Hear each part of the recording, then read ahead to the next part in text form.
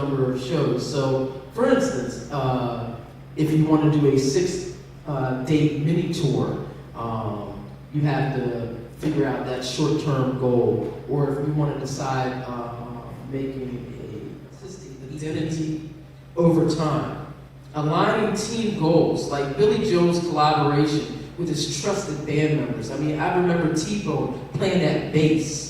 Or that was Hall Notes, excuse me. I'm kind of mixing things. But he had different artists that would play in his band that he stayed true. I remember, what's his name? Bruce Springsteen in E Street Band, how he was very true with Clarence Clemens and Stevie Van Zandt.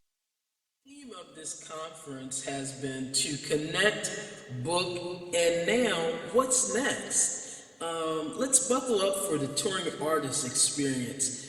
We're talking about how artists, whether legends like Bruce Springsteen, Billy Joel, Prince, or Shaka Khan, or today's rising stars that are regional and local, approach touring and connect with audiences and book their next moves. Mini tours, 6-date to 10-date runs, and strategies to keep momentum going. This is where it all unfolds.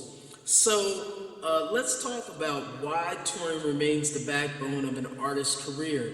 You see, back in the day, Bruce Springsteen built his legend with marathon shows. Billy Joel made residencies legendary, and Prince, well, he made that pop-up performance in a club at 2 a.m. after headlining an arena. I mean, it's just the same. They all use different approaches, but they created their careers behind these legendary live performances. So touring is more than playing music. It's about connecting with their fan bases, connecting with their audiences. And for someone like Springsteen, it was about storytelling and endurance. Prince, on the other hand, knew exclusivity, soul.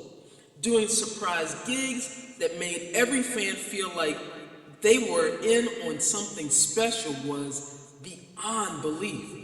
So I think the key lesson here for all of these artists was flexibility. You don't necessarily have to do 40 dates straight, although once they became more and more popular, they did more and more dates. But one of the exercises in this they showed as they were building on their popularity is that they didn't have to do all these dates in a row. You can run a tight 6-show circuit or even 10-show circuit in key cities, hitting your audiences in high energy bursts while keeping your band, your body, and brand intact. So let's talk a little bit more about these mini tours. Specifically 6 to 10 dates. How would you plan something like this? First, I would suggest getting a booking agent. Now, in Maryland, I am not all that familiar with Maryland's booking agency past corporate booking. In terms of a more traditional booking agent, I always think of in areas like New York and Los Angeles, and there are also booking agents in Philadelphia and some other areas, I believe in Atlanta as well.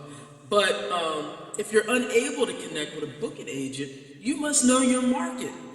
A 6 to 10 date tour isn't about spreading yourself thin.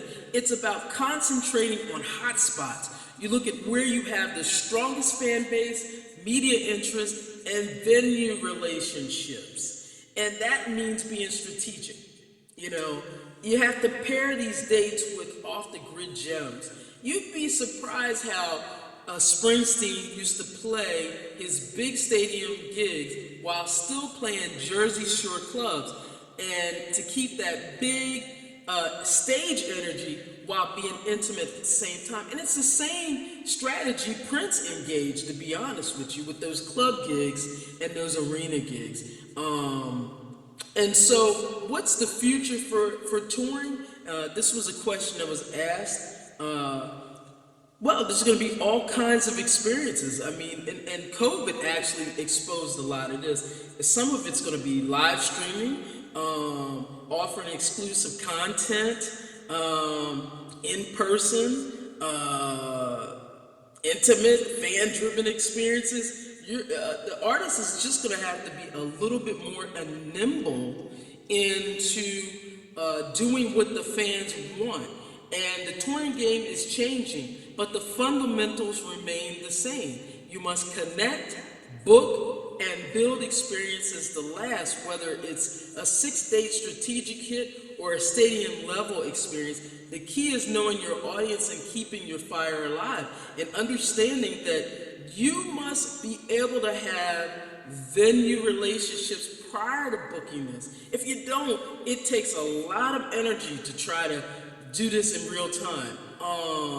You must have a strong fan base to know that when you book this, that you're going to be able to sell these dates, because no one can be just necessarily marketing this at the same time. You could actually lose a lot of money in the process of doing this.